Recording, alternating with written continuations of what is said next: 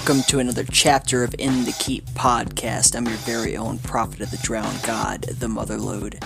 This show is all about the world of arena first-person shooters, classic FPS games, their legacies, their lineage, and the people who keep that world turning. These are the players, the developers, the streamers, the influencers.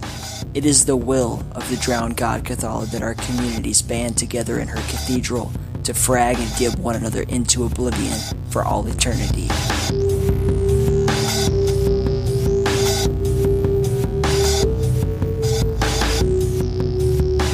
Okay, right out the gate, I want to go ahead and start talking about the Pigeon Classic, which is going to be October 18th and 19th. This is the WrestleMania for the keep. Like, this is it. This is the bomb diggity. We did this last year. We're going to do it this year. Hopefully we'll do it again next year. It's going to keep on being a thing. This is our big charity tournament. We try every year in October to pick some sort of charity and be giving and give something back to the community. So this year what we chose to do is give to the Egyptian Cure Bank. Now you may be asking yourself, why are we giving to a charity all the way over in Egypt? Well, here's why. So people who play Z-Daemon, these are Doomers, for those of you who don't know. They already know the story of Suplex. The Suplex is a young Doom guy. He plays, but he's stricken with leukemia, and that's fucking awful. And as he's fighting this disease, he takes a lot of comfort in, playing Doom with us, with his friends, Flambeau, and the whole Z-Daemon community all support the hell out of this guy. And we're here to offer comfort, support, fun and gaming. These are all like key elements of our community. We all play games for different reasons. Some of us are driven here to compete. Some are just seeking a community and friendship. A lot of us are escaping our stressful real lives. And Suplex and others like him are fighting for theirs right now. So I reached out to Suplex after hearing this story and asked him if, hey, can we give to you, or can we give to your family? Are there, medical bills that need paying or anything like that? And God, this guy, he's amazing. He's like, he asked that we give to the organization that has supported him through his time of need, and that is the Egyptian Cure Bank. And his intent for this was that I want this to help other children who are suffering from similar, debilitating diseases. And, sometimes these are fateful. It's hard to talk about, man, but it's crazy. And so, fuck it. We're giving to the Egyptian Cure Bank this year. That is the will of the drowned god Cthulhu.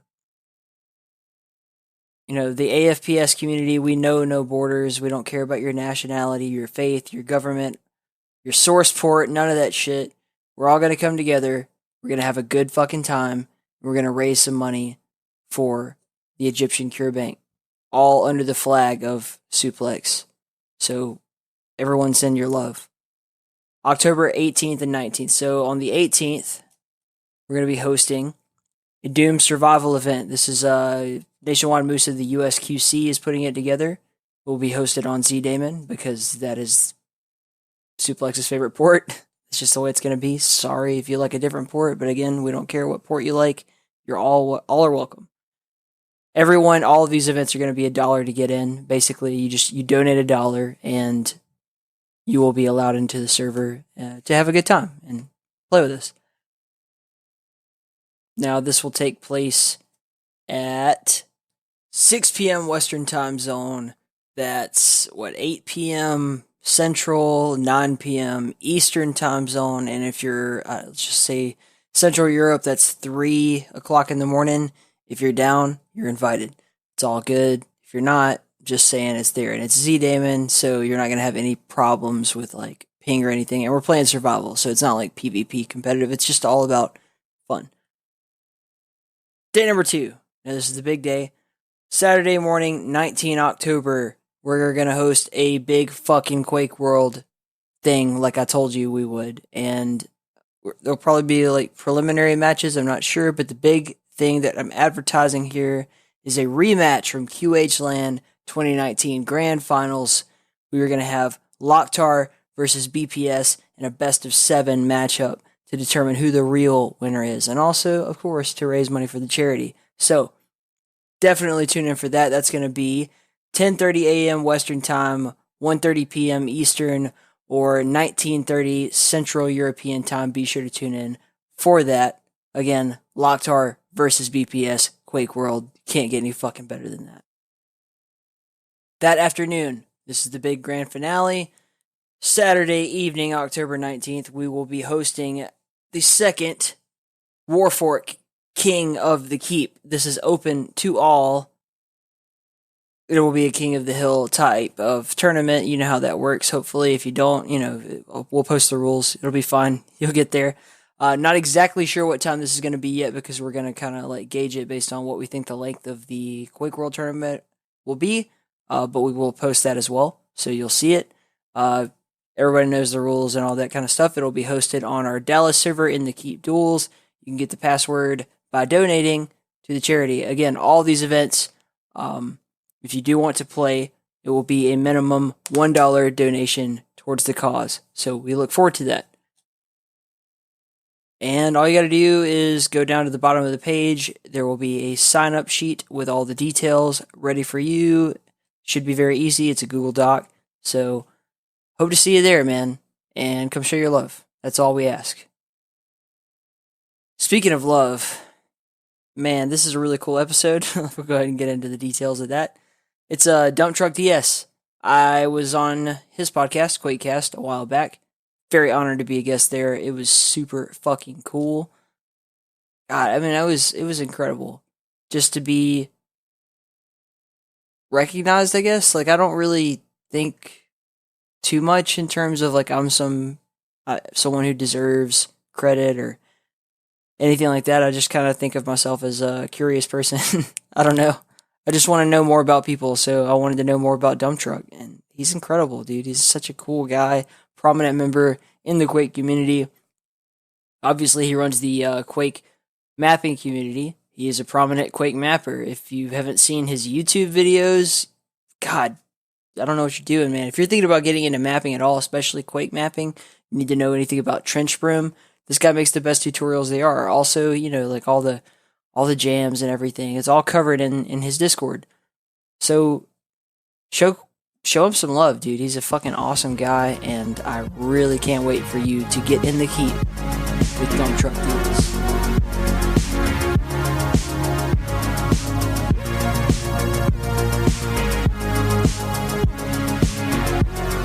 Well, I am Dumptruck DS, and I've been playing Quake since '96, off and on, probably more off than on, but just recently in 2015, I got back into Quake mapping and decided to do some tutorial videos, and the rest is history, sort of. Yeah, I'm really curious about the whole mapping thing, because this is completely foreign to me. Like, I've recently, kind of listening to your show, been exposed to it a lot more, and I have a few friends that have gotten into trench brim because of you and started making stuff, especially for Dusk. So they're so excited about the possibility of being able to use those tools to make maps for Dusk when the SDK comes out, that we had a big influx of people that were trying to make multiplayer maps for that.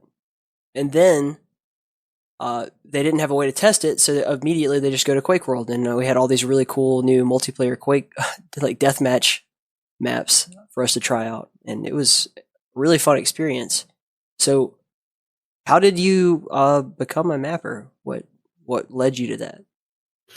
Well, this was a long time ago, back when we've got to go back years. I remember I didn't have a computer. I'm trying to think of the year, maybe 87. And I didn't have a computer in college. So I think my first computer was 89. That's right. So I bought a computer, and it wasn't this multimedia powerhouse. I think it was a 386-16, very old computer, not, just we're talking DOS and launchers and things like that. But I got on a bulletin board system, and people would talk about later down the line, a couple years later on the bulletin board, they'd be talking about Doom, and I was just fascinated, like, what's Doom? So I remember walking into my sister's house one night, and my brother-in-law had been getting into IT and computers and building computers and things. And I literally remember this, walking around the corner and seeing Doom on the monitor, and he was playing the shareware of Doom. And I just was absolutely floored, as everybody probably was the first time they saw it back then, because there was just really nothing like it. Wolfenstein was cool, but it was very rudimentary. And then how smooth Doom can be, and how floaty and beautiful it is, and how creepy the monsters are. So I remember that moment of my life literally changed my life, because then it became about, I need a better computer. I want to get on the net. I need a modem, all this stuff, all these things that you have to kind of invest in for that hobby.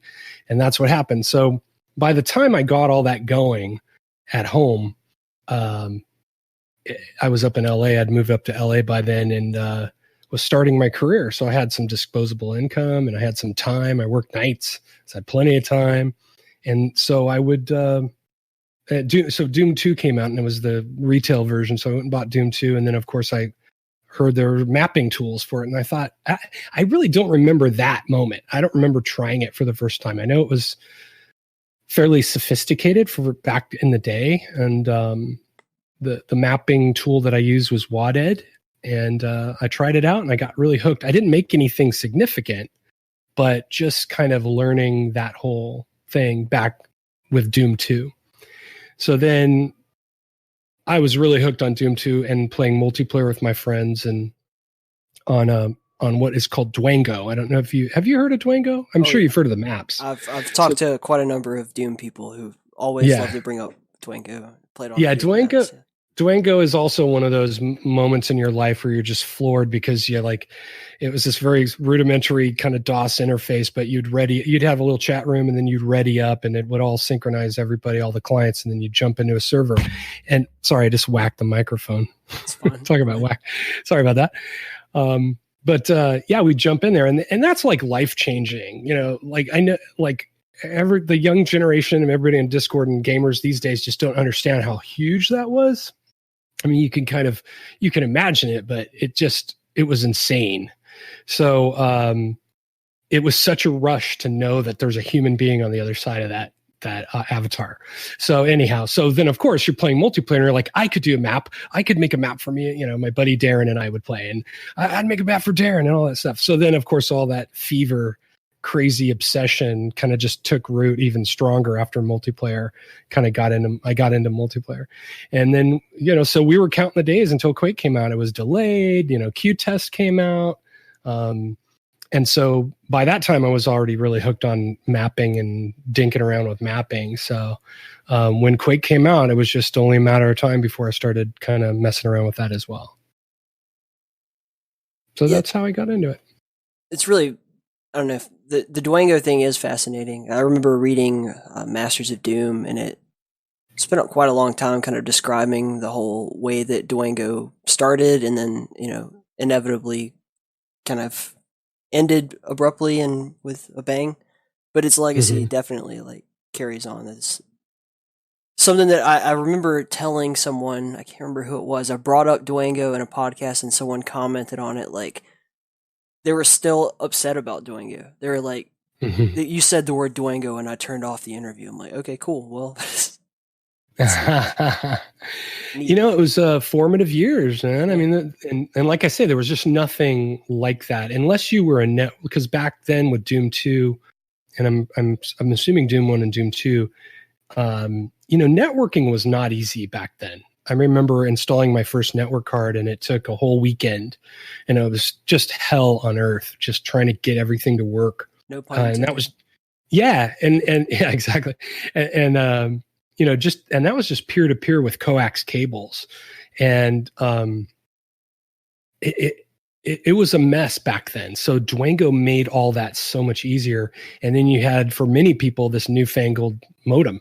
The internet was just kind of just coming around, and, bulletin boards had been around for a long time, but A, it was expensive, and B, it took a lot of time investment to for your everyday person to kind of understand how all this stuff worked just to play games.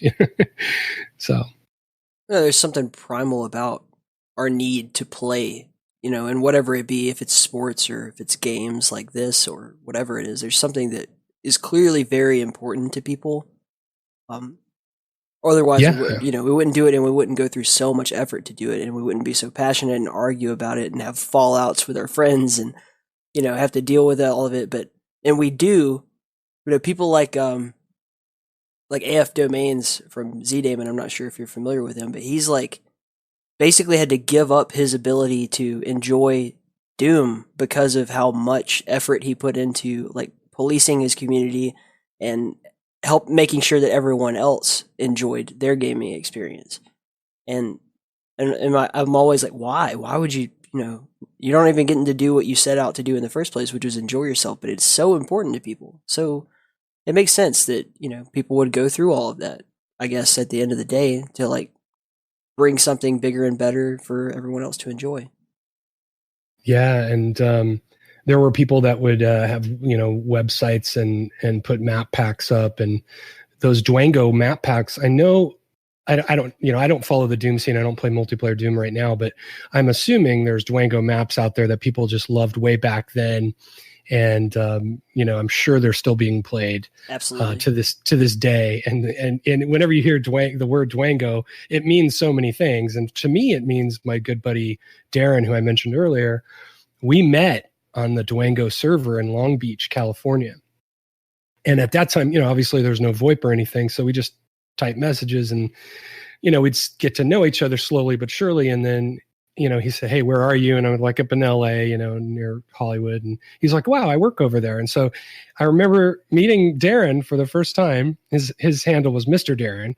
Yeah. So I remember meeting Mr. Darren, for the first time. And he's my gamer buddy, and I still know him. And we're both now married, and he lives kind of far away, but we stay in touch. And, I met a really good friend. And continuing the little talk about Quake and the peer-to-peer thing, I built two P166 computers that were identical. I bought the same motherboard, the same video card, the same, everything, same case, just so Darren could come over on his lunch break and play Quake Deathmatch in my home. I had a little tiny home office that I built, so I could, I was renting the place, and I asked the people, "Hey, can I finish this off? Because I want a little office out here."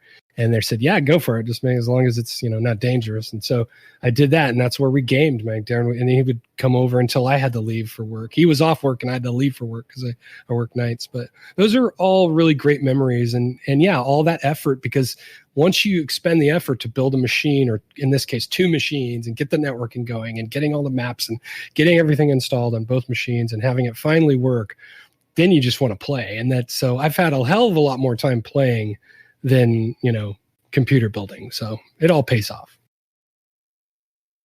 What's really interesting, I guess, from my perspective, watching how your community works is that, it makes sense from the Keep's point of view. We mostly play multiplayer PvP games, and, we all interact, and there's that going on. But with the Quake mapping community, you're not really playing together. You guys are making content and kind of sharing it and giving each other feedback. And what do you you're getting to enjoy watching someone else play on something that you built and hearing their feedback about it. And that's really cool. And I think what you said just now about how you built a whole computer just so your buddy could come over and play, and now you're building a whole universe inside of Quake just so other people can enjoy it. That's really special, man. That's really interesting and cool. Yeah, it's a rush to know that people enjoy it, and it's kind of funny because when I first got back into it, I made a deathmatch level thinking, well, there'll be someone to play with, there'll be somebody that wants to play it, and but the only people I could get were my kids, because I kind of was more, this is before Discord came on the scene, and there were ways and avenues and things, but it's just so much easier now. But so my kids and I played on the map, and we play tested it And because that's where I was coming from, is deathmatch. And, that was my experience. I wasn't this competitive online player, and, I wasn't this, heavy duty player. It was just fun, just enjoy with my friends mostly in LAN parties. But yeah, you take all the time. And then, so I made another map and another multiplayer map, and I realized nobody's playing this. I guess I should make a single player map. So I started working on that. And when I made those earlier levels, I was just so afraid of what people thought and how it was going to be received. And I just totally let go of all that personally.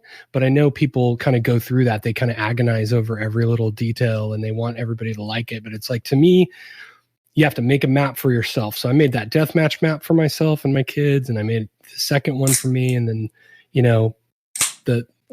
my first kind of single player release was my second map. I had started on this much larger project that was still ongoing. So I did this map, let's see, Retro Jam 6, I think it was. And it was the Egyptian theme. So I did this Egyptian thing. I had no idea what I was doing, like monsters and stuff add this whole new dimension to mapping. So I was learning all the ropes and like what to do, what not to do, how to open doors and close doors. And you don't have too many doors in multiplayer maps. It's kind of not, it's frowned upon. So, just figuring out doors and things like that. It was all very fun and very cool to check out. And then seeing people stream it or see their demos and getting that positive reinforcement, that feedback was just, that's all I needed. I was like, okay, finally someone is playing something I spent all these hours on. Yeah. And I did get good feedback. And, so you kind of, I'm sort of a praise junkie in a way. Yeah. I kind of like getting the praise. I think everybody is a little bit, it's not bad to get good feedback. But yeah, the Funk message board single player Quake mapping community is very open about giving feedback and giving you pointers and tips and, just helping you get better or making the experience better. And so that kind of led to what I ended up doing with the videos as well. I took a note from that and ran with it.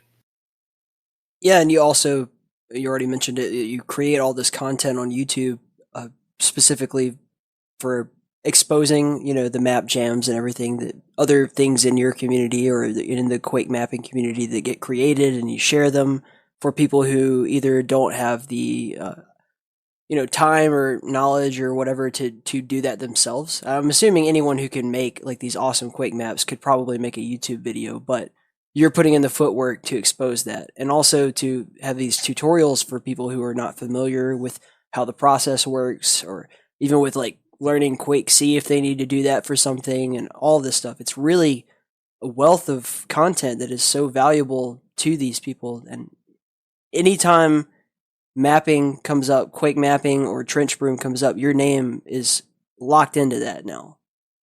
I hope you realize that, man. Like, people really respect the hell out of you. Well, I don't know if I deserve all the respect all the time, but that it makes me feel good because I had a goal. I talked about this on the Quakecast a while back, and I had a goal with these videos. I'm going to take a little step back. Doing the videos is really the only thing I really knew I could do well, because I'm an editor by trade, and I have a bunch of camera equipment from when I owned my own company. Right. And it was just sitting on a shelf, and I thought, I don't know how to code. I don't know how to make models. My time for mapping, I'm never going to be like a sock and make these masterpiece maps, but, I want to still map. I love mapping, but what can I do to give back to all these people on Funk message board and all around the internet? Like, what could I do to give back? And I'm like, well, it's easy. I would have loved to have, tutorial videos on how to do mapping when I was starting out. And I'm a trial and error person. I'm not a real technical guy. So I have to kind of really hammer on things, but I'm a visual learner. So, I watch so much YouTube, man. Like, I was learning After Effects, and I watched every After Effects tutorial I could possibly get my eyeballs on. And that was part of that too. I was like, you know what? I should do videos. I really should. I know they'll be good. I know I could do it.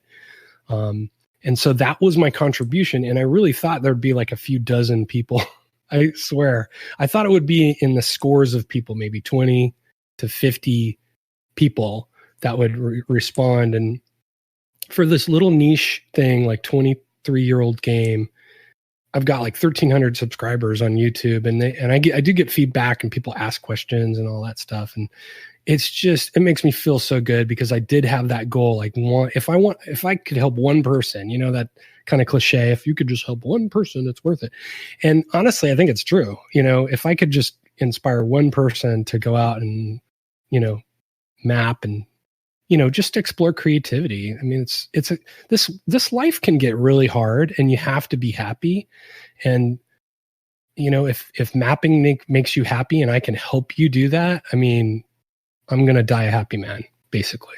Yeah. I mean, mapping is essentially art, and you're a patron of the arts in that regard. There's a very real possibility that the greatest piece of art to come out of the Quake mapping community ever will be one of those, 1,300 subscribers, or one of those 50,000 viewers that saw your videos and just was like, wow, this is a new world to me. And then they really dive in, and they maybe wouldn't have had the time or ability to do that without your guidance. So yeah, of course, man.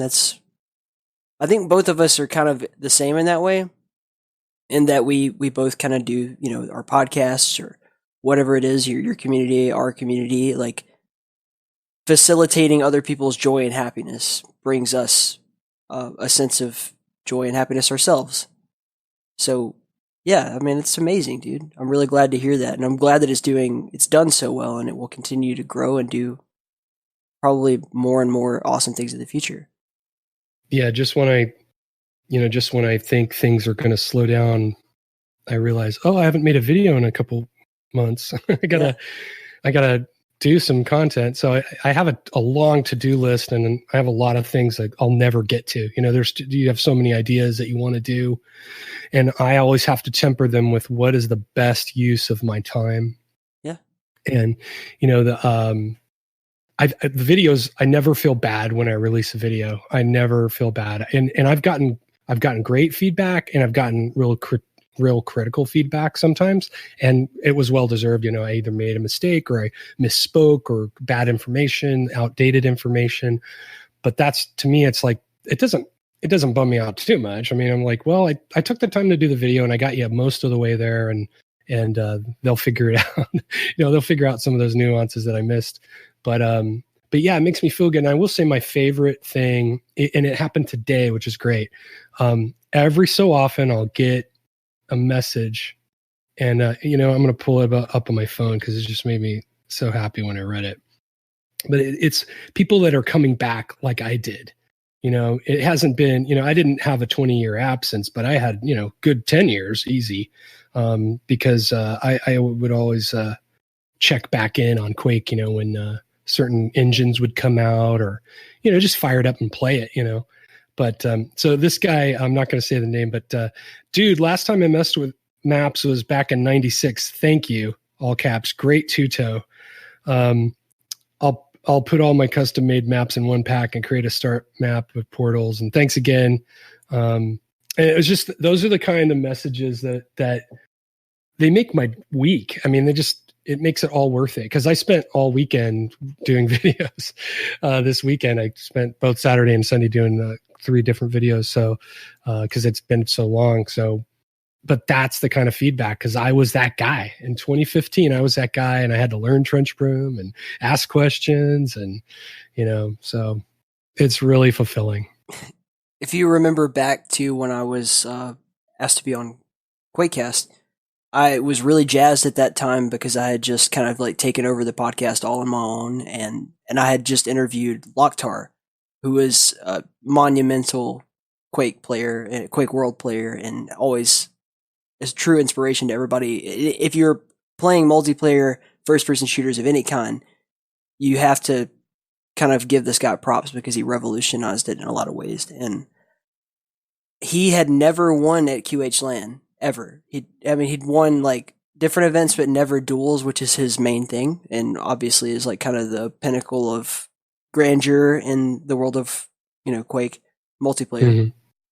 And I kind of made friends with him through doing that interview with him. And this year at QuakeCon, or I should say QH LAN, he won the duel tournament for the first time ever. And he had been retired because I'm never going to play this game again, or like I may dabble a bit, but I'm not going to be competitive. I got to put this behind me.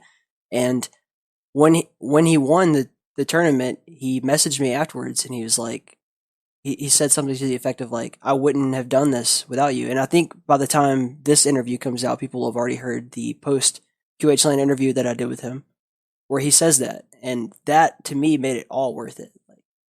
Yeah, what's funny is I don't follow multiplayer that much, but I heard that interview. I remember the first when I listened to it. I think it was either on a hike. I think it was on a hike when I listened to that one, and I listened to that interview. And you really were. I don't want to say you were pushy, but you were pressing him. Like you kept dropping hints and you were laughing about it, and he'd kind of chuckle, but I could tell he wasn't into it, but you lit the flame there.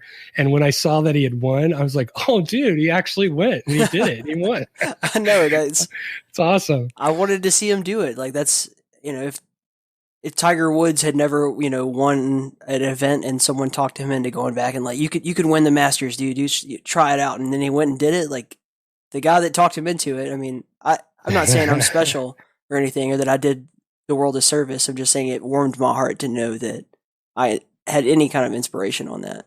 Just take one of those frags, just one of those frags from his match, and that's your frag. So you guys do these really cool jam events, and I was hoping you could kind of explain that to people who aren't familiar with it, or maybe like new to mapping and might want to get into them. How does that work? Yeah, sure. Yeah, absolutely. And by the way, I don't have a lot to do with them. It's really a community thing, but it started. So a little bit of history. Funk Message Board. I don't know how old it is. It's quite old. Early 2000s, I think. It's a message board that anybody who's interested in mapping really should be kind of skimming through and kind of perusing. And but anyway, Funk_message board. I'll get you a link. But anyway, so jams started, well, first of all, there's speed maps and jams, and those are two different things. Usually speed map things are anything from an hour to a couple days, and they have a specific theme, and they're just like down and dirty as fast as you can. So for example, now I'm spacing out, but we had one that I really enjoyed working on back in the late last year was, the Sinister Six, which was make a map with only 6 textures, which doesn't sound that hard, but it is very difficult to kind of find the right textures and to spend your texture budget, accordingly. And so it gets down to brushwork and things like that. So that's an example of like only use 6 textures, or use only the copper theme, or gosh, I'm totally blanking. But anyway, that's that kind of thing. So there's like little gimmicks and little themes to it. And then jams are much longer, more polished projects. So you'll have more time to work on them. So for example, right now, Sewer Jam just finished up. And that was just make a really, kick-ass sewer level. Because there's every big shooter has a sewer level. So McLoganog, otherwise known as Andrew Yoder, and he doesn't there. He's a pro multiplayer level designer, and he's very enthusiastic in the Quake community. So he called this is the second sewer jam. Was it the second one? I think it was. No, I'm sorry. I was thinking an underwater jam. Anyway, so there's an underwater thing where you make this underwater world, and then sewer jam was this thing. Right now there's Halloween jam. This is the second one. And so people are making haunted houses and crazy, really beautiful, amazing haunted housey type of levels. So those are the more serious, longer term. Anyone's welcome to do either one of these type of events. All you have to do is know how to compile your map and email it to the person. So that's what those are all about. And I've only done one. I've only administered one, and it was over a year ago. It was DM4 Jam, and I was actually drunk when I thought of it, and when I posted it on Funk Message Board, I said, "Hey, let's everyone make a map, based using the textures from DM4, because DM4 to me, I love that map. I know pro players and people hate it, but I always loved that map because I played a lot of one-on-one, a lot of duel stuff back in the day, and so I just always loved that map. DM4. So yeah, no, pro players love that map. Oh, they do. Okay. Oh man, that's like that map will never go away, no matter how much all the everybody who first starts out hates that map. I hated it when I first started out because it's so easy for a veteran to take control and stand on the ledge and just. Of course, your instinct is to take the mega, but if you go in the mega room, you're basically dead at that point. Like you can go ahead and write it off. Like DM4 is a legacy map for sure. Yeah, it's American McGee and the design of it. So I was my whole thing about that jam was that not a lot of, those textures are used all over the place in custom maps, but my whole thing was like, it's such a unique map in the whole, however many maps there are in Quake. What's 32? I think. Can't remember how many maps overall, like multiplayer and single player. But, that's such a unique look. It's just very blue, and there's the little goofy crosses and the weird teleporters, which some of those things I don't like that much. But overall, it's just a bitchin' looking map, a cool layout. And so I just put it up there, and I was drunk when I posted. I'm like, I'm going to call for this jam. And what happens is if you've been around a little bit and you've been in the community, people will at least consider it. They'll be like, oh, that sounds cool, or no, I'm not into it.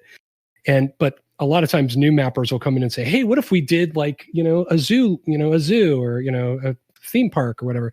If you're really new, a lot of times people are a little more skeptical and, maybe not as receptive. But I guess I had been there back in the community just long enough to get a little bit of interest going. And I called for that, and I made a bunch of typos on the original post. It was really funny. But it just took off, and it ended up being really cool and a really great experience. And but it's a lot of work. It's a lot of work to wrangle everybody and tell them, hey, man, you got a couple days left. And, so Andrew is doing a really good job on the last few jams that he's administered. So he's doing, he's very good at it. He's very organized. So, but those are a lot of fun. If anybody who's out there listening to me who wants to get into mapping, you definitely want to make a couple box levels, make a few little junky levels that nobody's going to ever play. You should never just think, I'm going to make a masterpiece the first time out, because you got to learn the tools, and you're going to make mistakes. You are going to make mistakes for sure.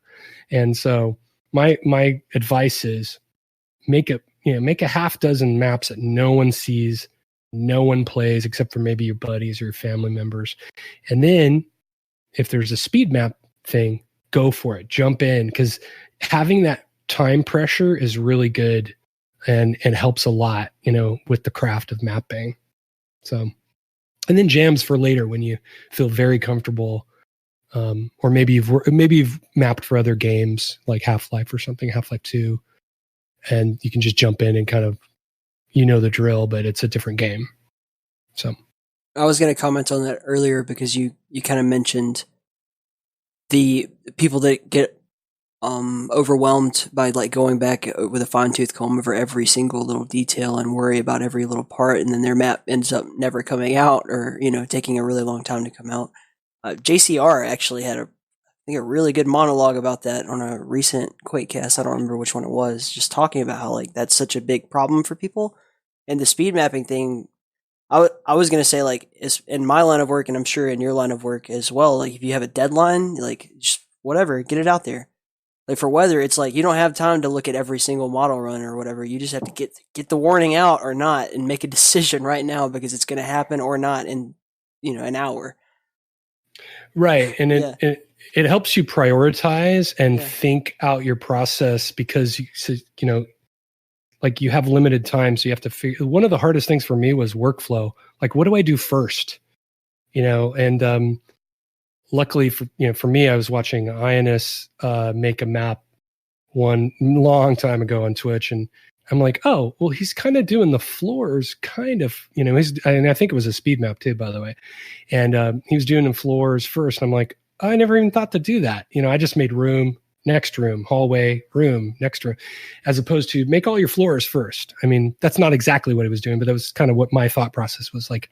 Oh yeah, I can make the floors and that's the critical path. And so you learn things as you go, but you've got to kind of arrive at those things. But when you're in a speed map thing, it forces you to think that way because you're not going to finish the damn map if you don't get after it and make decisions. And that's the other thing, making decisions. Like that's what I do all day in my job. It's just, is it the shot or this shot? Is it this soundbite or this soundbite? This music, this part of the music? So I'm always making decisions like that. But having that deadline, it helps you narrow your focus. So out of these, there have been many, many jams and there have been many speed maps and plenty of people just releasing maps or, all these different things for Quake.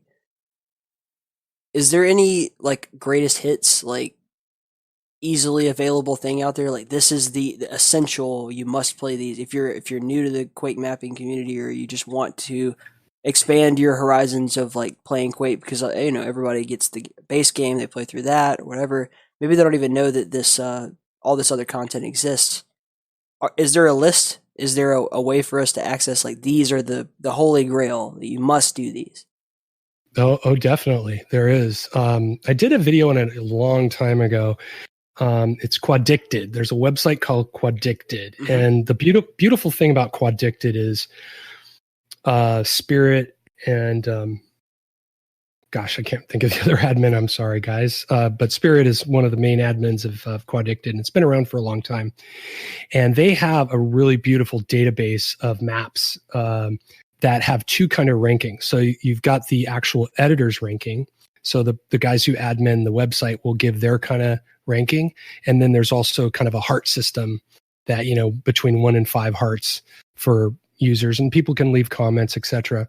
And you can just go there and go to Quaddicted on the front page and you'll see single player map archive. You click on that and just sort by ranking, and you'll see what the community recommends and what they've responded to. No system like that is really perfect, but like I'm gonna go to it right now. I'm gonna tell you what the top rated map is. Let's see, what is the top rated or one of the top rated maps? Just make us a Dropbox, dude. Like, bam, there you go. No, there's too many maps. There's thousands of maps. Give us the top 10. Let's see. Okay, users. Okay, let's see. Well, it's funny because it's no, I guess it's always been. I'm not going to give you map names, but I'm going to give you author names because you will not go wrong by downloading any of these people's maps. So CZG is the highest rated mapper on Quaddicted here with Honey. And that's a must play. It's a great map, but it's a pack. I think there's 3, maybe 2 or 3 maps in there. So it's a little kind of standalone pack. MFX is another one. He was on a Quakecast not too long ago. His work is just jaw-dropping. He's the guy that when he posts a screenshot, just one stupid screenshot, people just freak out. Another guy named Van, Than. He's really great. Necros is another one. And then there's so many people. There's so many great mappers. I don't want to leave anybody out. And it's kind of funny. Some of the highest rated ones here on Quaddicted are recent ones, which is great.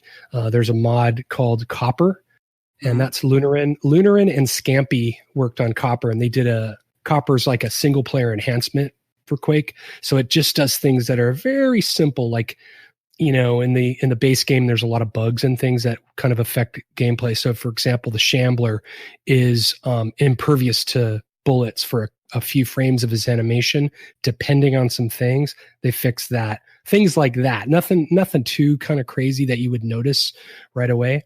But they did this episode called Underdark Overbright. In fact, I have not even finished it yet, but I think I played like 4 of the maps. And just the ones I played were so cool and so amazing. So Copper mod, Underdark Overbright. There's so many people though. Some of these date back to like 97, 96, 97 that are just masterworks, really crazy stuff. So that's your best resource for mapping, for single player maps by far. Yeah, it's kind of comparable to like a Doom World where they have the CAC awards, and Mm-hmm. it's like this year these are the top, like or we voted on top several like maps or complete overhaul mods of the entire game and everything. It's really cool how I don't know. It's so much more apparent in Doom than it seems to be in Quake. For whatever reason, not a lot of people seem to be aware that there's all this going on with Quake. It's in Doom. It's right there in front of you at all times. Yeah, Doom has, you know, I'm not part of that community, but I'm obviously familiar with it. Mm-hmm. And it's I, I don't know if it's because of the game that, Quake wasn't as popular or wasn't as well beloved by millions and millions and millions of people. Like Doom was, Doom, your grandma knows what Doom is. She may not know what Quake is, but she knows what Doom is. So there's that. So the Quake community is split between multiplayer because it was so strongly focused on multiplayer from the very beginning. As far as communities, I'm not talking maybe game design, but like communities. Mm-hmm. And then single player was funny because back in the day when I was totally focused on multiplayer and very, very small maps for two people, dual maps basically. And then I got into playing Capture the Flag online a little bit, but nothing, I was never in a clan or anything. So not that serious because I just, play with my buddies. But single player I didn't touch until I came back. So like I've only been into single player for like 4 years. I played the original game, but I didn't, and I played some mods and downloaded some things over the years, but in general it was always kind of focused multiplayer. So it's like a whole new world for me, so, but the beautiful thing about Quake is that there really is really top tier, high level content out there, just like Doom. That's I'm not drawing a distinction. There's just, if you like Quake, there's plenty out there to enjoy, and and more on the way too. That's absolutely true. It's just a matter of it being apparent, and I think obviously you and RC and JCR sometimes too are doing a great job of kind of providing a media outlet for it. It's just that it's just not readily apparent, and I wish it were. And I hope that if anything comes of this particular interview from my audience, I hope that they get into it as well. It is strange, and I wasn't around for all of that. Like I'm basically just a few years older than your oldest son, so I'm trying to like retroactively kind of go back and analyze everything, which is a double-edged sword because I kind of have I have a fresh set of eyes, but I also have a lot of information that is not privy to me. And it's interesting, kind of seeing how it all unfolds. It's kind of my favorite part of this is learning the history of it and learning why things are the way they are. Yeah, it's kind of a never-ending thing. I think one of the things that I've been thinking about this lately too, because I get a lot of requests to do videos for other games like Quake 2 and Hexen 2. No, I wouldn't say a lot, but I get requests from time to time. Yeah. Quake 3, whatever Trench Broom supports, and people are asking me, and I've been thinking about lately, and I'm like, should I do that? That means that I have to have a level of proficiency with these things that I am comfortable teaching. And there's no problem. I have the will to do that, but it's a time thing. Yeah. If I wish I could quit my job right now and do this full time. But the flip side of that is if I stick with Quake and just stay, quote unquote, stay true to Quake and my audience, really growing it is not the top priority for me. I'm happy that it's growing, and I'm happy people are mapping and coming to see my videos and coming to the Discord and all that. That makes me really happy and really proud and excited, and meeting new people, making new friends and all that stuff. But it's more quality over quantity. I just want to enjoy myself, and I want people to enjoy themselves. So if this is becomes like a slow trickle of people coming in, which honestly, my Discord has really grown way more than I thought it was. And it's cool because I opened it up to Doom and Hexen 2 and a couple, Quake. Just kind of keeping it simple, that things that that people kind of were asking about. They kind of requested like, hey, you should have a Doom channel. in the Discord. So I've done that. And at first I was like, oh, I don't want to split it up too much. It's going to be kind of weird, but everybody's been very cool. It brought in a bunch of new people. And so people like to kind of dip their toe in other games, or at least to know about it. And one thing I will say is, even if you're not into Quake mapping, come to the Discord, because not everybody maps there, and we're happy to answer questions. And it's not a prerequisite that you're a mapper or that you even want to map. It's a nice little community, mostly based on single player experience. But we do have a multiplayer channel and a co-op channel. I'm working on co-op stuff now. So, but my point is, I ramble a lot. My point is that I want to kind of focus, and I don't want to spread myself too thin. And I have a feeling there's other people out there that kind of focus on all the games.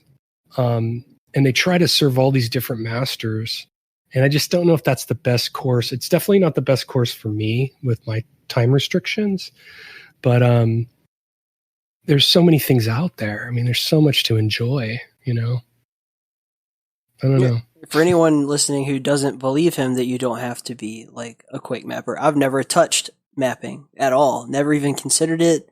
I leave it to the experts, and I was on the Quakecast. Like, I just like showed up, checked it out, and then all of a sudden they're like, "Yo, you'd be a really cool guest." I'm like, "This is awesome." So, and I greatly appreciate that, because I don't know what I contribute at all to the mapping community other than just what I'm doing here. If that leads to people mapping, then cool.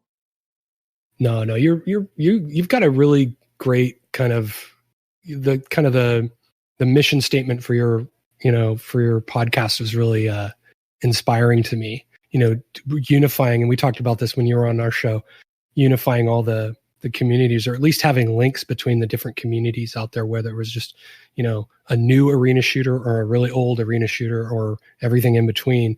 I think that's a really good mission statement. And that you rate going on the show for that, just for the quality of your interviews too. So you did good, son. You did good. Appreciate it. No, I'm finally, that's it. I'm done now. I've got my goal in life sorted out. I have your approval, and that's it. That's goodbye. No, I did want to ask you guys a little bit more about the Quakecast in general. Like, you and RC have created this monumentally freaking fantastic podcast, and I talk about it at the end of most every In the Keep episode. I try to plug it in there and just be like, not because I gain from this in any way, but just because I'm a super huge fan of it. Like, I love your show, and I love you as an interviewer. I love the way that RC kind of brings his perspective, and even when it's just you, or you and JCR, you guys really do an excellent job of kind of like getting people to come out of their box, because I get the feeling that a lot of them, especially the mapper type guests, are not public figure people, and they don't want to necessarily be in the public eye, but you get them to explain what they do so eloquently and with such a finesse that even if you have zero interest whatsoever in Quake or mapping or anything, it's like compelling just to hear an artist talk about their art. And I love that. Well, thank you. I mean, it's all smoke and mirrors, I got to say. No, and I think that's very, very, very kind of you. I feel guilty because we haven't done a show in a couple of weeks, but we kind of warned everybody, hey, we're taking a little break. But I'm sorry about the airplane back there. Is that too loud for you? No, it's fine. I love airplanes. Okay. You should go back and listen to my listeners have heard we had DB Thanatos on the show, and he lives right by an airport. I mean, like, right there. Really close. Yeah. So it was just throughout the whole interview, it's like flybys. And I was just like, just accept it. This is who he is. This is where he lives. That's the real DB Thanatos right there. Anyway. Well, yeah, no. So the thing about it, we had, I don't remember who brought it up. I don't know if it was RC or me or someone on RC's Discord, maybe. Hey, you guys think about, guys should do a show or some, some videos. We talked about doing videos maybe. And I thought of the Quakecast because I remember the Quakecast from before. It was affiliated with Blues News. and I don't remember all the principal folks involved, but I should. But so we stole the name, but we can't live up to the old Quakecast. Sorry, we just stole the name because it was available. We weren't trying to glom on, and not a lot. I mean, there's a lot of people that have never even heard of that before and wouldn't know that unless I told them. So yeah, we stole the name and we thought it was cute. And in retrospect, we probably should have called it something else, but that's fine. Quakecast, I'm totally good with it. But it's all, like I say, smoke and mirrors. I think I really love RC. I feel like I made a really good friend with him, and getting to know him has been the biggest joy of doing the Quakecast. But yes, obviously, like talking to people that I've always wanted to talk to and ask questions. And I'm telling you, from my perspective, some of those guests I could have talked for 3 hours with, Sometimes I do. I cut the interview off and then I just sit there and we talk for another hour and a half or so. Just person to person. No, and it's good. I know I should do that too. But yeah, I've had guests on that I'm like, I want to have them back on like next week. That was so great, and it's a real pleasure to talk to somebody that you've only typed to, or seen posts or played their maps or what have you. So, thanks for the kind words. And I just hope people like it. Our audience for the podcast is not massive, but it's dedicated and people are very, vocal and do give us feedback. And it was one of those things that, like, when I do something, if I can't totally devote myself to it, I feel really guilty. So I will say there's been a lot of times I've been very guilty, felt very guilty that I wasn't as prepared as I would like to have been. Or, sometimes you can hear a little clicky clack because I'm kind of looking up things like, oh man, I really should have done this like 2 hours ago before the interview. A lot of my interviews are early in the morning, just so everyone knows. Yeah. So if we're interviewing somebody, overseas, I'm the one who kind of takes one for the team. Like I'll get up at 5 or 6 or I think the earliest I ever got up was like 4 early on or something. Can't remember who that was, but I got up pretty early for that one. And but that's cool. I enjoyed it. It was fun. But yeah, I have a lot of guilt about the Quakecast. I wish I could bring it has nothing to do with RC. He's great. He's a pro. He calms me down. He's like, okay, dude, breathe. You're cool. It's all good. I get all flustered and so he's my rock. But yeah, the Quakecast is not going anywhere. We're going to keep doing shows, and it won't always be completely affiliated with Quake, but we always try to have some kind of thread with id software for sure. We try, not always, but we try. Yeah, you've some of the best episodes are not necessarily id software, but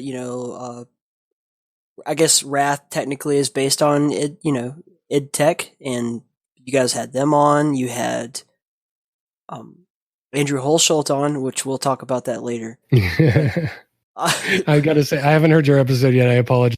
No, it's fun. So yeah, but you guys had him on, and technically Quake Champions is not id Tech at all. It's Saber. But, that's true. And that's then, true. And then you've had Proteus. Those guys were on. General VV, and that's his username. I'm spacing on his name right now, but yeah, he's great. He was great. I want to have those guys on again. Yeah, it doesn't have to. You even did a fucking episode about Zelda, and even I was like, "What the fuck are these guys doing?" But I listened to it anyway. It was a good episode. But, like I was just, what is this? That's when what I'm going to tell you right now. We've had some cancellations. Like we've had more cancellations than I'd like to admit. And I want to say the Zelda episode was like, hey, let's just do it anyway. Let's just do it. Let's go for it. I think that was a cancellation. And like, just for any prospective guests that come on the Quakecast, you get 2 strikes. You don't get 3. You get 2 strikes with the Quakecast. If you bomb out twice, you're not on the show. So, but yeah, we talked about this before. We want to have like John Romero and me too, man. Number one person. I think he'll do it. Yeah, I think he'll do it. He'll both of our shows. I bet he'll do it if we can find the right time. He'll do it. We got to get in touch with this was American. I want to have American McGee. Yeah, I'm actually, I wouldn't say I'm in touch with them, but I've interacted with them on Twitter a couple times. So, I mean, I could maybe see, but you know, it's one of those things where I want them to have something to talk about, because Of course. I'm not entirely convinced that John's want to come on the Quakecast and talk about one of the more painful experiences of his life. But like, you know, maybe when Empire of Sin is getting closer, we can kind of coax him on there and get some of those stories. But we all know the stories and we've heard a lot of stuff. So just talking to him about design would be fantastic. So just so everyone knows, like, that's what I'm kind of waiting for, because I want it to be practical for our guests. And also it's got to be good for us, man. You know, this is a spare time thing, and it's been summertime and we needed a break, and, you know, just busy with real life stuff, you know, so it's a hobby. We're not getting paid to do this, but yeah, Quakecast isn't going anywhere. Thanks for the kind words. I wish I was better, but I guess I have at least one fan out there. I'm as keenly aware of that.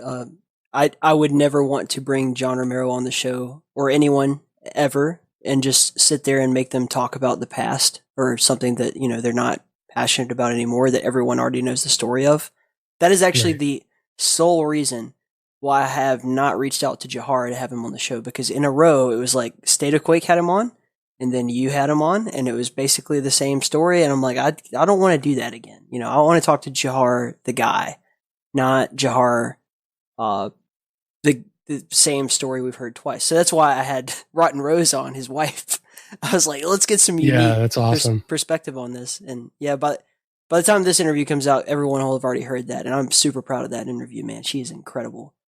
But yeah, that's a great duo right there. I mean, they've done so much for all the various communities, and he's a pro. He's so great. I mean, it was just he made it so easy, and it was what a pleasure to talk to him. And I was really honored he had me on his Mappers Mark. I was like, me? Yeah, you know, like me? I'm not. Yeah, maybe about my videos, but not my maps. It was pretty embarrassing. We had nothing but technical difficulties on that stream, but it was still a blast. I was so happy to be asked, you know, and to watch somebody derp through my maps. But so that was a highlight for me. That was definitely a highlight. And that was one of my favorite episodes of Quakecast, because, you know, like I really care about doing game commentary and, you know, match commentary for the Keeps events and for the communities that I help support. And obviously, like, he's a hero to me. He's monumentally right there at the forefront of everything that I want to do, kind of with the Keep. So Tasty Spleen, both of them, him and Rotten Rose, like, mucho grandiose respect. I can never thank them enough for all their life's work, essentially. Yeah, agreed. So what other, if you want to point out some, like, guests that have been on the show that you feel like maybe have gone under the radar, that you just want to, like, bring up and say, like, I really think people would enjoy this one if they heard it more, anything like that? Who are some of your more inspired guests? Oh man, well, you already mentioned Wrath. You know, we talked to Kill Pixel. God, man, yeah, Kill Pixel. His first name's Jeremiah. I always think of him as Jeremiah.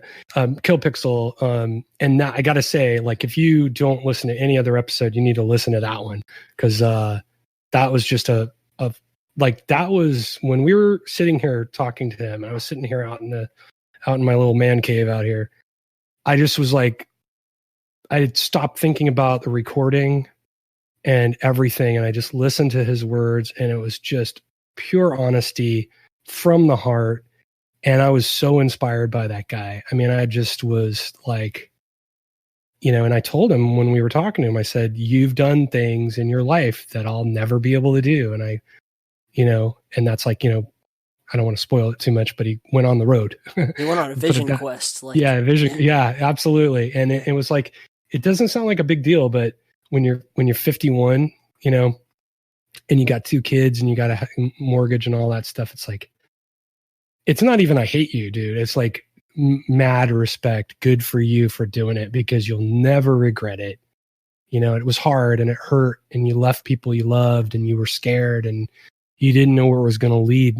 And like, I've never had that experience, and I may never have that experience in my life. So everybody listen to that episode if you haven't heard it. Also, the follow-up, I'm not sure if it was right after that, but one of the follow-up episodes, we had Fred Schreiber from 3D Realms, and he was great.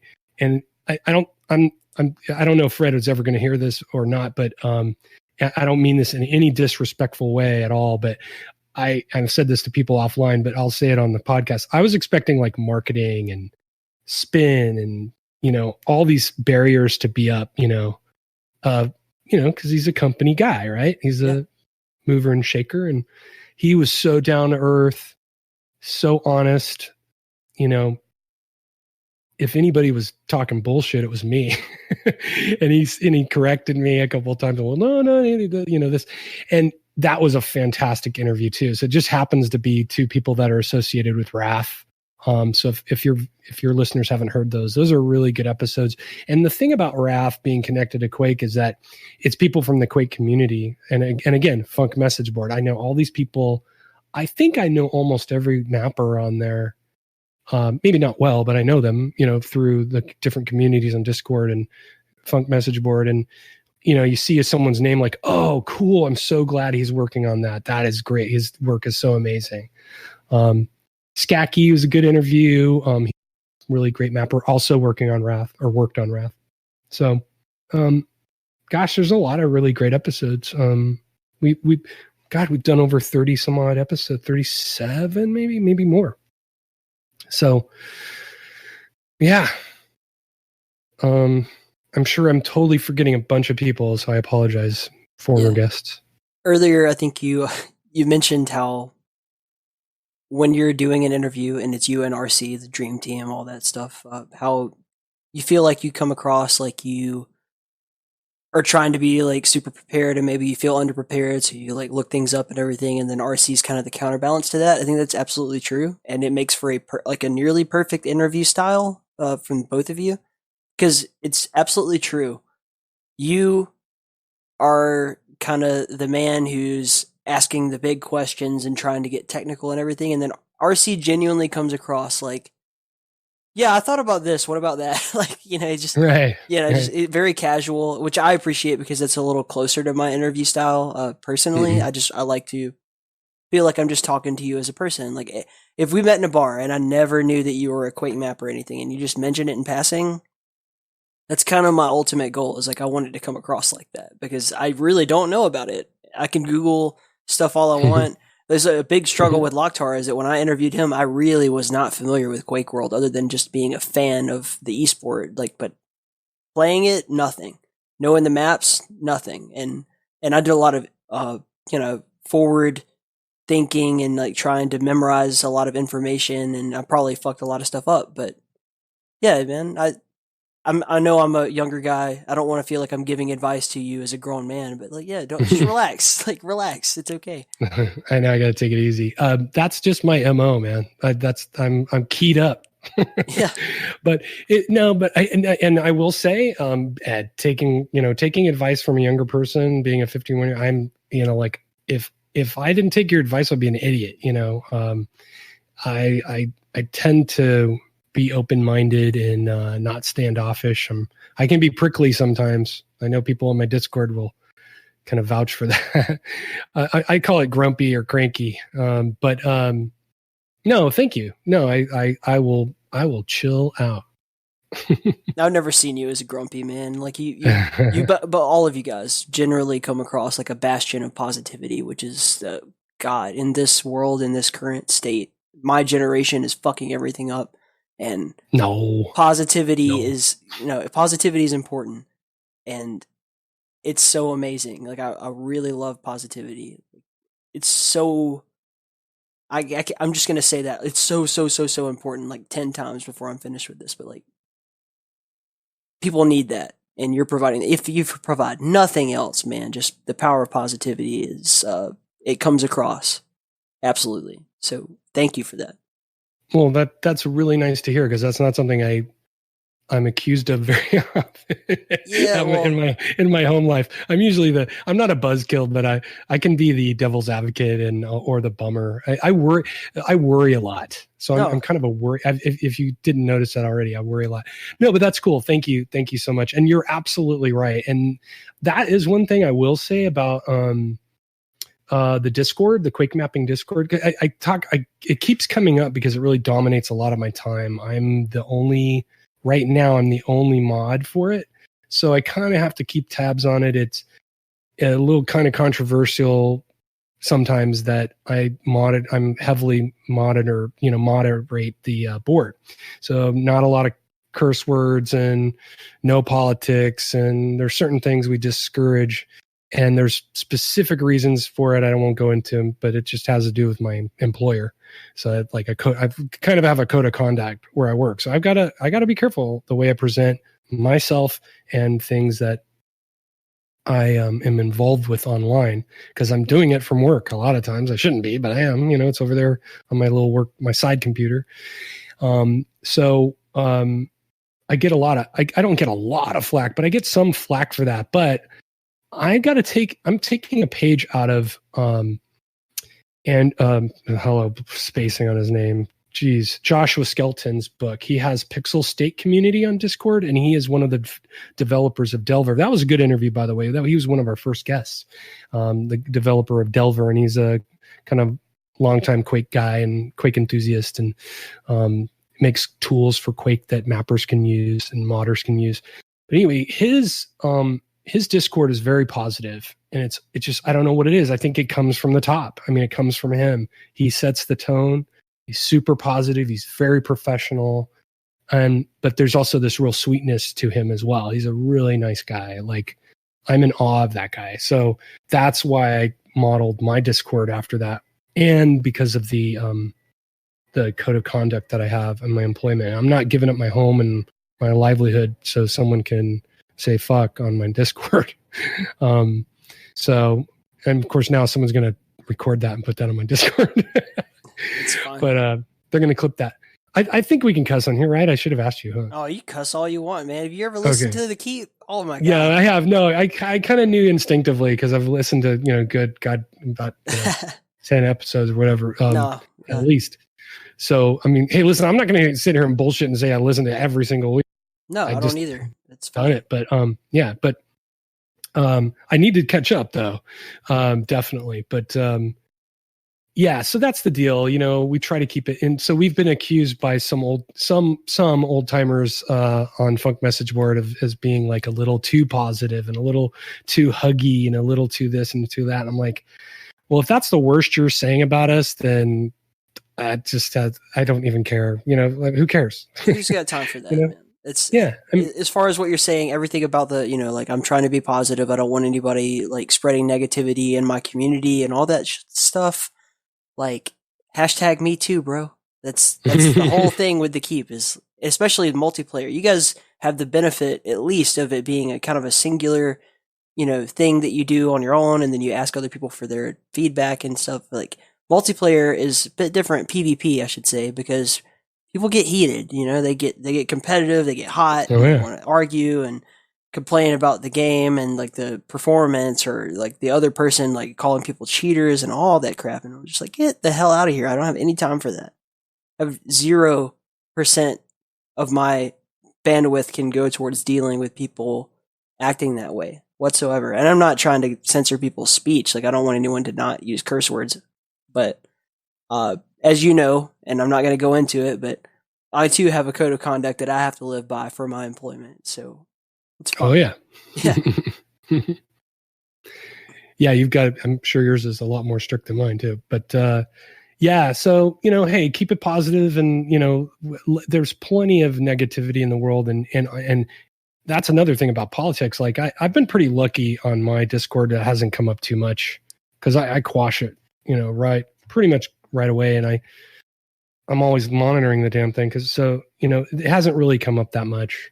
I think people really are focused on mapping for the most part. 99% of the time, It's a real pleasure to interact with everybody and see people coming in, especially new people coming in.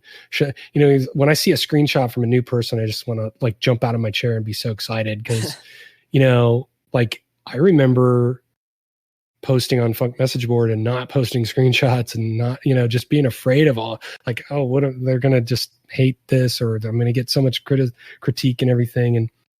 And, but what I tell people is like, hey, just map for yourself, make yourself happy first and know that you're happy with what you're doing and then share. That's my advice to people. So if you're trepidatious about posting a screenshot, but anyway, people post screenshots and then you see people like you've never really interacted with before. Maybe they've been on the server a little bit. You notice their name here and there, and then they post these magnificent screenshots and it's like, oh shit, that's amazing. Someone has really created something special. And so what's to argue about, but I totally get it. Multiplayer or PvP it's a whole nother beast because you have that added aspect of competition where someone's going to be at the top of the leaderboard and someone's going to be new, and they're not going to know what's really the ins and outs. And so that is a totally different world. And I think that's one of the problems with Quake. I don't know if the Doom multiplayer community is too divided, but I would imagine it is. There's probably factions all over the place, right? Yeah, I'm not going to talk about it on the podcast anymore. But yes. Yeah. Yes. Okay. So much. Not surprised. So I have a few more things I want to kind of run by you, and then I'll let you get out of here because I know you're on a time frame, man. Yeah, I got another 10 minutes, 15 tops. Okay. All right. We'll blast through the last few things. First of all, I want to bring up the Progs Dump devkit. It's your big new project that you've been announcing on YouTube. So tell us about that. Yeah. I've been working on it for, I think about a year. I spouted that off in my video and I'm like, wait, did I look at the dates right? I could have got that wrong. No, it seems like I started kind of messing around with Quake C about a year ago. And I'm going to kind of spill the beans here. I'm on a podcast and you're asking me about it, so I'm going to just tell the story. Arcane Dimensions. A lot of people know about it. If not, go look it up. It's a Quake single player Quake mod. You can play co-op. I don't think there's any multiplayer. Like there's no deathmatch stuff, but probably deathmatch starts. You could play if you wanted to. Maybe, I don't know. So anyway, Arcane Dimensions, legendary. A lot of people. It's amazing. Sock is the guy that was the kind of the head, of that, the creator of it, and the kind of the ringleader of all these mappers that have made these incredible maps for Arcane Dimensions. And that's one of the pinnacle of mods for Quake, right? So Simon O'Callaghan, Sock, has a development kit for Arcane Dimensions. And I had some ideas for things I wanted to do. And so I asked him a couple questions, and from time to time, he'll get a job or whatever, and he'll drop off the internet and, real life takes over. And it just so happened that when I had all these questions, he was not around and not available to answer any questions. And so I dug into his development kit and really kind of tried to figure out how to do things. And this is pre-coding, right? No coding. I had never touched any of this stuff. So I realized after a couple of days of investigating and looking at the mod and the dev kit that I was not going to be able to really do what I wanted to do. And so I thought, I've always wanted to mess with Quake C. I'll just do my own mod that does what I wanted to do. And so it was really just for me. And so the Discord already existed and I'd been in the scene for a little while, for a couple, 3 years. And so I kind of knew people and knew who to ask questions and things. So I kind of just started dipping my toe in there and like, okay, well, how do you spawn monsters without monster closets? Because in single player Quake, there's a way to spawn in monsters and teleport them into the map at a certain time, but it's a pain in the ass. And it's one of those things. It's actually not that hard to do. I followed a tutorial. I added it. I'm like, cool. I got my monsters spawning in. What else could I do? And I knew I wanted sound for sure. That was the other thing. I want sound entities, and that's real easy stuff. You can grab a couple pieces, snippets of code. So I kind of was just slowly integrating things, not doing any coding, but just copying, pasting, and compiling and troubleshooting. And when I'd run into an issue, I'd ask questions. So it kind of started to grow. And then so I released this mod. And basically what it is it's a mod for Mapper. So it's a development kit. And what you do is you download it. There's a bunch of sample maps with all the features. And you can play those and just monkey around with them. The map sources are available. So you see what we did and how we did it. And then you take, there's a zip file inside of there, and you unzip that file, and there's a kind of a bare bones version of them, and that becomes your mod. So, and the whole thing is because I do these tutorials, I always want to focus it on beginners. Not 100%, not everything's super easy and user friendly, but a lot of it is. So for example, with my mod, and this is unlike any other mod, you can take, let's say you wanted to have a dead shambler laying on the ground in your map. Well, doing that takes a little bit of hacking, and it's not exactly very simple on the regular game. But I've just got it where you can drag it and drop it into your map now. So that's one of the more user-friendly things, but that's a good example of what this mod does for people, just making a lot of this a lot easier.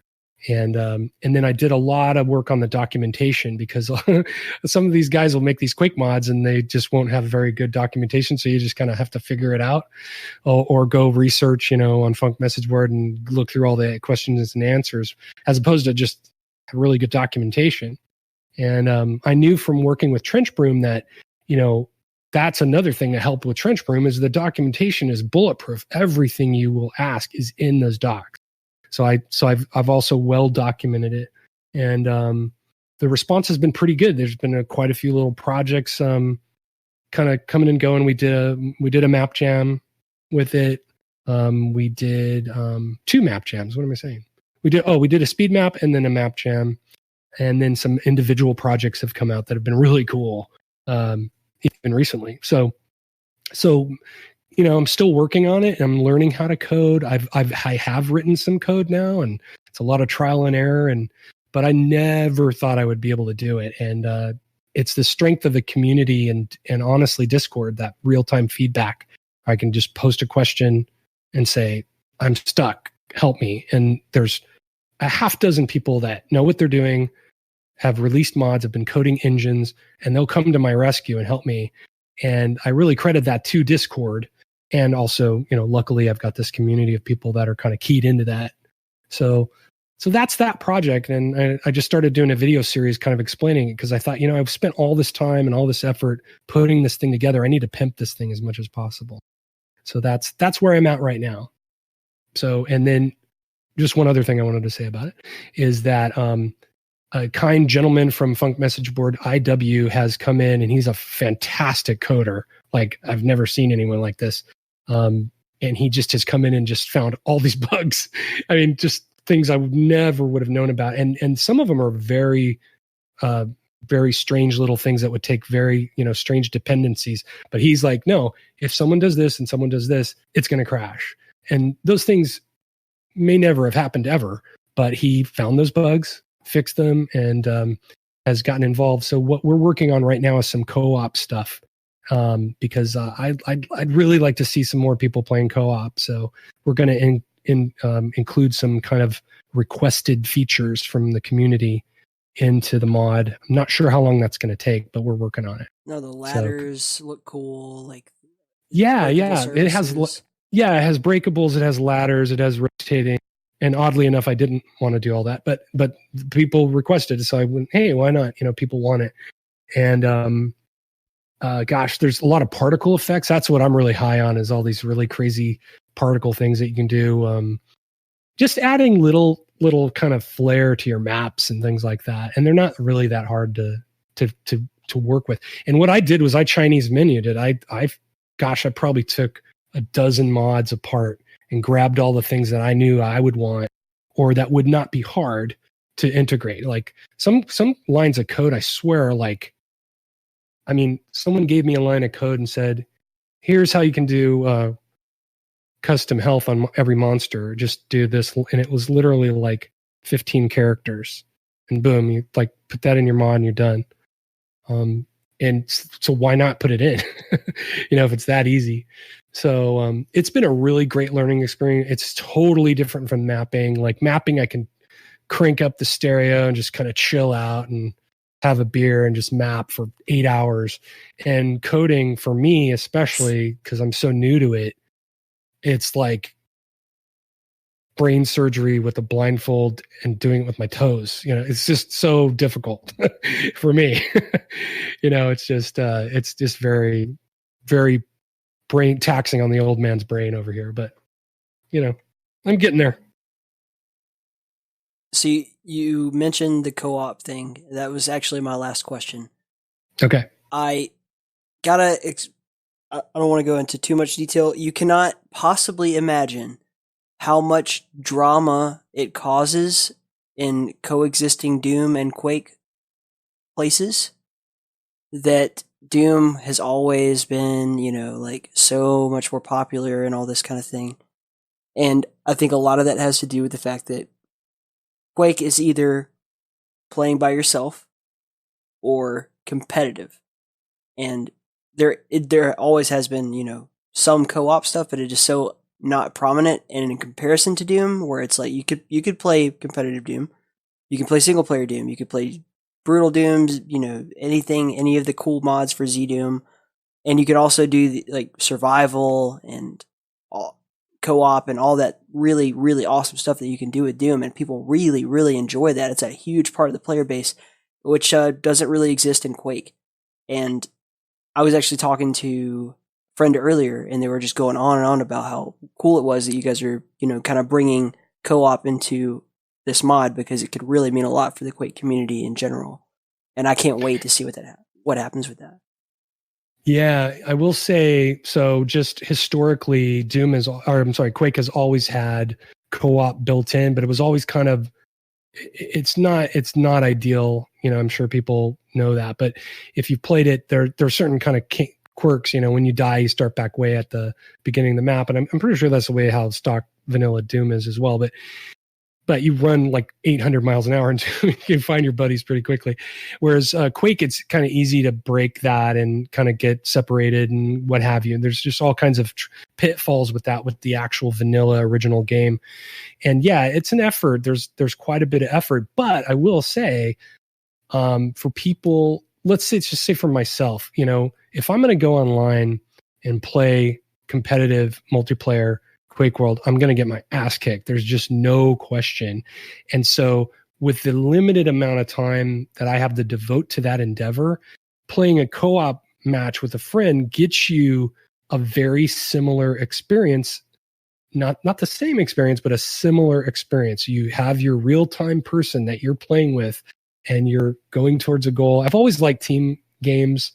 I've always liked objective-based team games. Of course. So co-op is basically an objective-based team, way of playing the game. So I lament there is a server, I want to say, and it's based out of Finland, maybe. I don't know. Gosh, I don't know. I'm not sure where it is, but they've got there is one prominent co-op server, and I haven't even gone out there and played it yet. You know what I mean? So it's not a big part of the community, but I have a feeling if you did it right and made it pleasant, and I will say this is the very early stages. We are starting to work on it. And it's a hobby thing. So I'm not quite sure if we got anything to announce anytime soon, but it's definitely the next to-do list is to get this integrated into the mod. And what we're doing is we picked 6 things that we wanted to focus on, or 7 things. And they were, I wouldn't say we did this grand, survey of the community, but we asked some people that were very passionately interested in making changes to co-op, what they would want to do. And that's been a conversation that's kind of off and on for a while. And I think we got it to where this will be a pleasant experience. And we're definitely not asking people to map any keys or impulses or anything. You're just going to, I could eat my words one day, but I think that's the goal, is not to have any impulses or anything. You just have the mod, you have progs dump or whatever. That's another thing I got to think about, is going to be, but anyway, mappers can do the thing, and then their devkit thing and play this co-op experience, and it'll be pleasant for people and not a chore, because there's things like, if you die, your backpack falls out. And so all your rockets and all your stuff is in that backpack. Well, it's really easy for your teammate to just go over and pick it up. And so we're going to take that away. And again, this is a new mode. So we're not taking away the original, but we're adding a new mode to it. So that the original player will be the only person that can pick up that backpack. And it sounds like a little thing, but it isn't. It's huge. It's giant, so, and then also we're going to try to teleport the player to his teammate or a teammate. And that is still in the works. And that would be huge. That'll be huge if we can do that. Well, I really can't wait to play that because that sounds absolutely fantastic. Dumptruck. Yeah, I've taken me too, man. I've taken up enough of your time, man. So thank you so much for coming on the Keep and for being supportive and a mentor in a lot of ways. I appreciate you, man.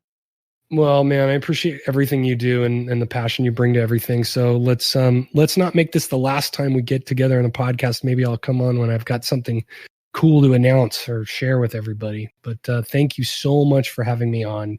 Really appreciate it. Now you got to get RC on here. Yeah, I know, but he's so busy right now. He's got a baby, so the baby. Yeah, the baby. I'll wait for a more appropriate time to get with him. Of course. Yep. Thank you, man. Take care. Of course. Take care.